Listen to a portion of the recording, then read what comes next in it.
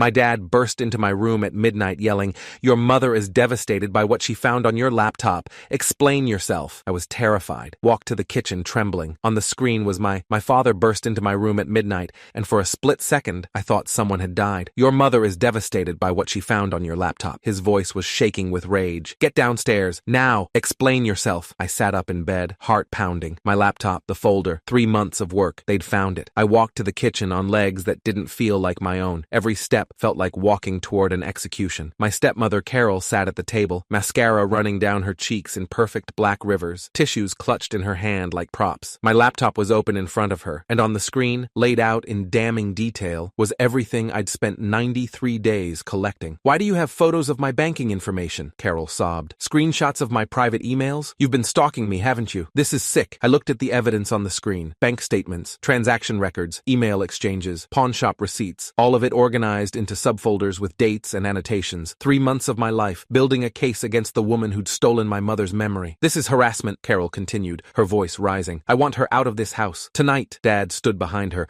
arms crossed, face like stone. The man who'd taught me to ride a bike, who'd held me when Mom died, who'd promised me at her funeral that we'd get through this together. He was looking at me like I was a stranger. "I think," he said coldly, "you need to explain yourself." My hands were shaking, but I'd prepared for this moment, hoped it wouldn't come this way, but prepared nonetheless. "Mom died 2 years ago," I said. "She left me $200,000 in a trust for college." "Don't you dare bring your mother into this," Dad snapped. "The trust was supposed to have $200,000. I checked last month with Mr. Okafor at the bank." I took a breath. "There's only $38,000 left." Silence. Carol laughed. Actually laughed. "That's absurd. You're making up lies to attack me because you've never accepted our marriage." "I have bank statements," I said. My voice was shaking, but I kept going. "Right there in that folder. Withdrawals every month for 18 months. Always $10,000. Always transferred to account number ending in 7734. Dad's jaw tightened. "Those are administrative fees, investment management costs. Your mother set it up that way." "No." I stepped toward the laptop, clicked to the next image. "That account number, 7734, belongs to Carol. Her personal checking account at First National." Carol's crying stopped, like someone had flipped a switch. "You went through my mail?" "I went through the recycling bin. Found your bank statements. You weren't even trying to hide them." I watched my father's face change, confusion cracking through the anger. "This is fabricated," Carol said quickly, recovering. "She photoshopped everything. She's been obsessed with ruining our marriage since day one. Ask Dr. Reeves. She's clearly having some kind of breakdown. I found your emails too." I pulled up more screenshots. "To someone named Marcus. You told him you'd have the full $200,000 by April, that you'd leave Dad once Mom's money was drained." Dad grabbed the laptop, started scrolling through the folder. His face went from angry to confused to something I'd never seen before. "Those emails are fabricated." Carol's voice pitched higher. "Anyone can fake an email. This proves nothing. The metadata is embedded in the screenshots.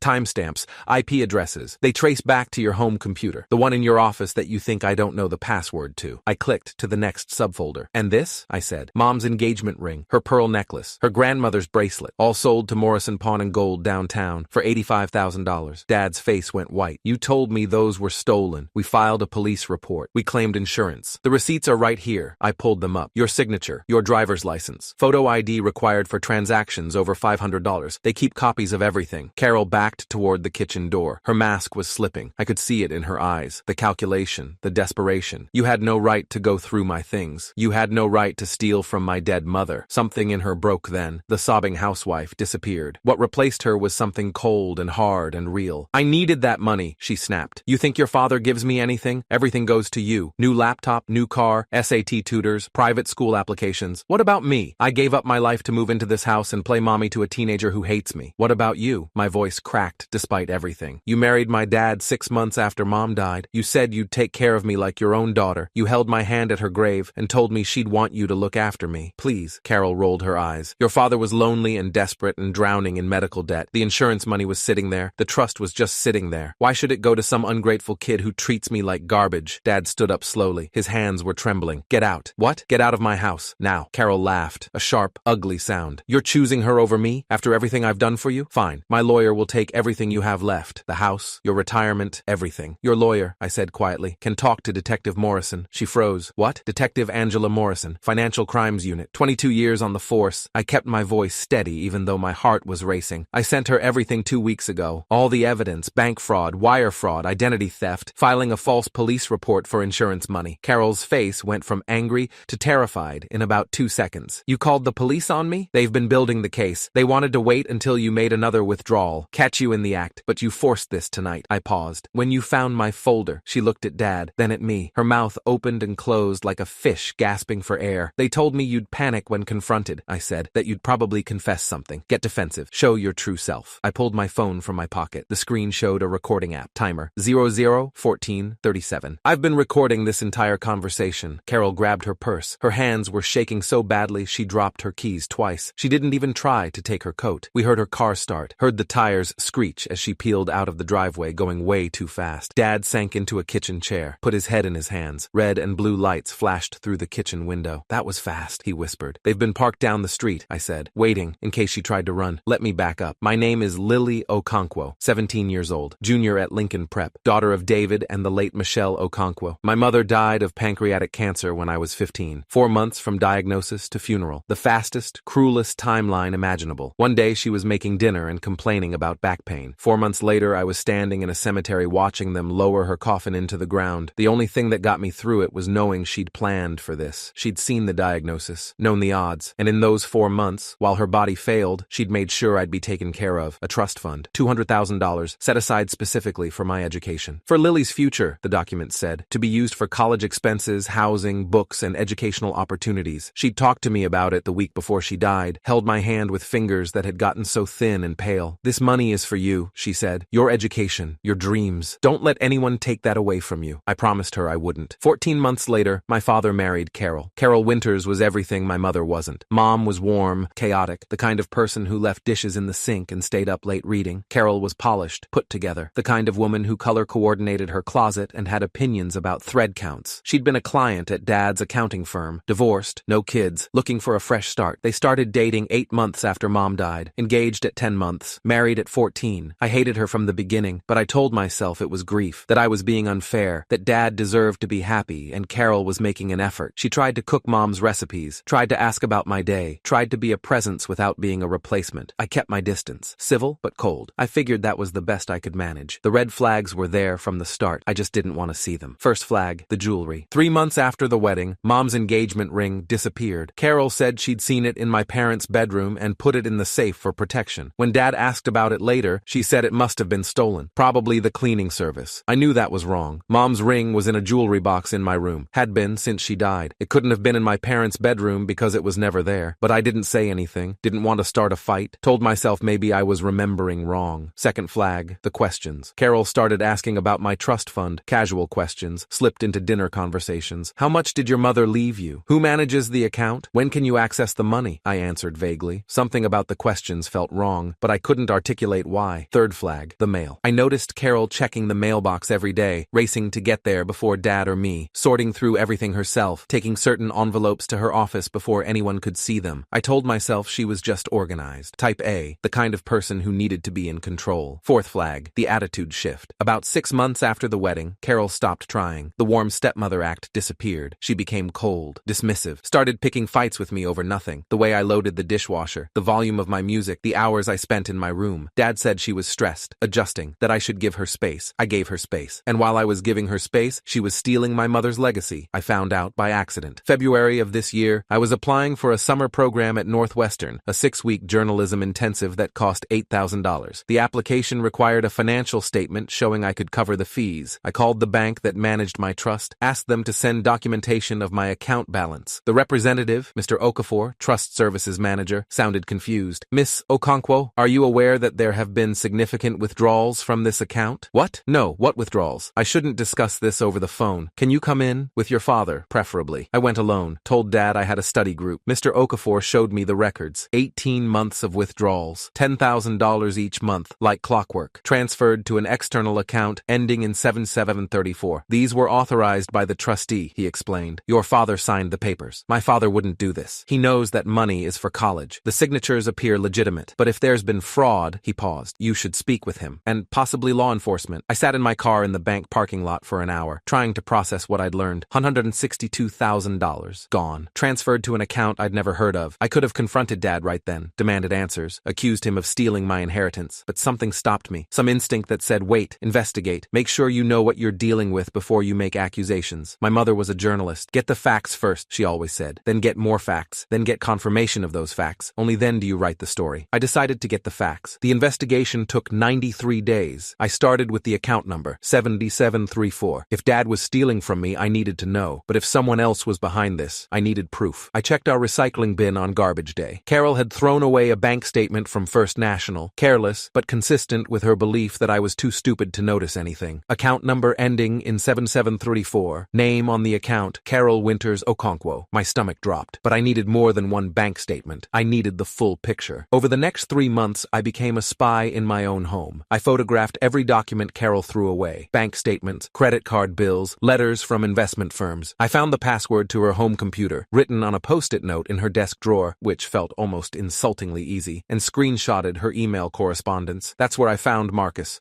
Chen, some guy she'd been messaging for almost 2 years before she even married my father. Their emails read like a business plan, how she'd met a lonely widower with money, how there was a trust fund she could access, how she'd drain it slowly and join Marcus in Costa Rica once the job was done. April at the latest, she'd written 3 months ago. The kid will be 18 by then. She'll never know what happened until it's too late. I found the pawn shop receipts in her office, Mom's jewelry, her grandmother's bracelet, which had survived 2 world wars and the Holocaust, sold for $85,000 to a shop downtown. Carol had filed a police report claiming the items were stolen, collected insurance money, double-dipped. I documented everything, created the folder, organized it by category and date, made multiple backups, cloud storage, USB drives, even printed copies hidden in my locker at school. Then, I contacted the police. Detective Angela Morrison was skeptical at first. Financial Crimes Unit, 22 years on the force. She'd seen a lot of family disputes dressed up as fraud allegations. "You're 17, she said at our first meeting, living with your father and stepmother. Is it possible this is a misunderstanding? I have bank records showing $162,000 transferred from my trust to her personal account. Your father is the trustee. He authorized those transfers. I don't think he knew what he was signing. Carol handles all their paperwork. She tells him where to sign and he signs." Detective Morrison looked at my folder, flipped through the pages. "This is thorough. My mother was a journalist. She taught me how to build a story. This isn't a story. If these allegations are true, it's fraud, wire fraud, identity theft, insurance fraud for the jewelry claim." She set down the folder. "Do you understand what happens if we pursue this? Your stepmother could go to prison. Your family will be destroyed. My family was destroyed when my mother died. Carol is just finishing the job." Detective Morrison studied me for a long moment. "I'm going to need to verify all of this independently. If it checks out, we'll open an investigation." The investigation took 6 weeks. Detective Morrison brought in Patricia Oyalaran, a forensic accountant with 18 years of experience tracking financial crimes. She traced every transaction, confirmed the account ownership, verified the email metadata. "It's all legitimate," she told me during one of our meetings. "The evidence is solid. Your stepmother has been systematically draining your trust fund for 18 months. What happens now? We build the case, document everything, then we arrest her. When? We want to catch her making another withdrawal. Proof of ongoing criminal activity strengthens the prosecution." Detective Morrison paused. "Can you wait? Keep acting normal? Not let her know we're watching?" I'd been keeping secrets for 3 months already. "I can wait." I didn't expect Carol to find my folder. I'd been careful, password protected everything, kept the laptop in my room when I wasn't using it, but I got careless. One night, I left my laptop open while I went to the bathroom. Carol must have walked by, seen the screen, recognized her bank statement. By the time I realized what had happened, she was already waking up my father. "Your daughter is stalking me. She's been going through my personal information. Look at this. Screenshots of my bank accounts, my emails. This is sick. This is harassment." She played it perfectly, crying, victimized, the concerned stepmother who'd discovered her stepdaughter's dangerous obsession. And Dad believed her. Of course he did. He'd believed everything she told him for 2 years, but she'd made one mistake. She confronted me while the police were watching. The arrest happened in the driveway. Carol didn't make it 2 blocks before Detective Morrison's unit pulled her over. She was still in her pajamas, no shoes, driving erratically enough to justify the stop even without the warrant. They found her phone in her purse. The last message sent to Marcus said, "It's over. She found everything. I'm gone. Meet me at the airport." Marcus, it turned out, was already under surveillance. The Costa Rica plan had been on law enforcement's radar for weeks. Carol was charged with wire fraud, bank fraud, identity theft, filing a false police report, and insurance fraud. The DA added elder abuse charges after learning she'd done something similar to a previous husband, a widower whose late wife's jewelry had also mysteriously disappeared. She'd been running this scam for years. My father was just the latest victim. The trial was 8 months later. Carol pleaded not guilty initially, claimed the evidence was fabricated, claimed I'd hacked her accounts and created false documents. Her lawyer argued that a 17-year-old couldn't possibly have assembled such a detailed case. There must be coaching, manipulation, conspiracy. But the evidence spoke for itself. Mr. Okafor from the bank testified about the withdrawals. The pawn shop owner identified Carol from the security footage. Marcus, who'd sued, cut a deal for a reduced sentence, confirmed their plan in exhaustive detail. And then there was my recording, the audio from that night in the kitchen, Carol's own voice, admitting everything. I needed that money. Your father was lonely and desperate. The insurance money was just sitting there. The trust was just sitting there. The jury deliberated for 4 hours, guilty on all counts. Carol was sentenced to 7 years in federal prison. She'd serve at least 5 before becoming eligible for parole. The restitution order required her to pay back every penny she'd stolen, $247,000 total, including the jewelry and insurance fraud. Her assets were seized, her bank accounts frozen. The Costa Rica dream died in a courtroom in downtown Chicago. I watched the verdict from the gallery, watched her face crumble when the judge read the sentence, watched her turn to look for allies and find none. She caught my eye just before they led her away. I didn't look away. The aftermath was complicated. Dad and I didn't speak for 3 weeks after Carol's arrest. He couldn't process it, couldn't reconcile the woman he'd married with the criminal I'd exposed. Some part of him wanted to believe it was still a misunderstanding, still something that could be explained away. "Why didn't you come to me?" he asked finally, sitting across from me at the kitchen table where everything had fallen apart. "Why did you go to the police instead of your own father?" "Because I didn't know if you were involved." He flinched like I'd hit him. "You thought I was stealing from you?" I didn't know what to think. Carol controlled everything, all the paperwork, all the accounts. She told you where to sign and you signed. For all I knew, you knew exactly what was happening. I would never, I know that now, but I didn't know it then. I took a breath. And honestly, I wasn't sure you'd believe me even if I told you. You believed everything she said. For 2 years, whatever Carol told you, you believed. He was quiet for a long time. "I loved your mother," he said finally, "more than anything in this world. When she died, I didn't know how to function. Carol was there. She was kind. She made the pain stop, at least for a while. I know. I missed things I should have seen. I trusted someone I shouldn't have trusted. And I let you down." His voice broke. "I let your mother down. She asked me to take care of you, and I let someone steal your future. The money's coming back. The restitution order, it's not about the money, Lily. It's about you, about what you had to do. A 17-year-old shouldn't have to investigate her own stepmother, shouldn't have to build a criminal case while living in the same house as the person she's investigating." He wiped his eyes. "I failed you. I'm so sorry. I didn't say it was okay. It wasn't okay. Nothing about the past 2 years had been okay." But I reached across the table and took his hand. "We're still here," I said. "That's what matters. It's been a year now. The trust fund has been partially restored, about $180,000 so far, with more expected as Carol's assets continue to be liquidated. Enough for college. Enough for the future my mother wanted me to have. I got into Northwestern, full ride actually. Turns out the admissions committee was impressed by my demonstrated resilience and investigative skills. They offered me a spot in their journalism program with a scholarship that covers everything the trust doesn't. Dad's doing better. He sees a therapist twice a week, goes to a support group for fraud victims. He's learning to trust himself again, to recognize the signs he missed before. We're learning to be a family again, just the two of us. The way it was before cancer took my mom, and loneliness made my dad vulnerable. Sometimes I think about Carol in her prison cell, about the woman who held my hand at my mother's grave and told me she'd look after me, about how convincing she was, how complete the performance. I don't feel sorry for her. She made her choices. She knew exactly what she was doing. She'd done it before and would have done it again. But I think about what my mother would say, about finding the truth, no matter how painful, about never letting anyone take what belongs to you. She'd be proud, I think, of the case I built, of the justice I found, of the strength I didn't know I had.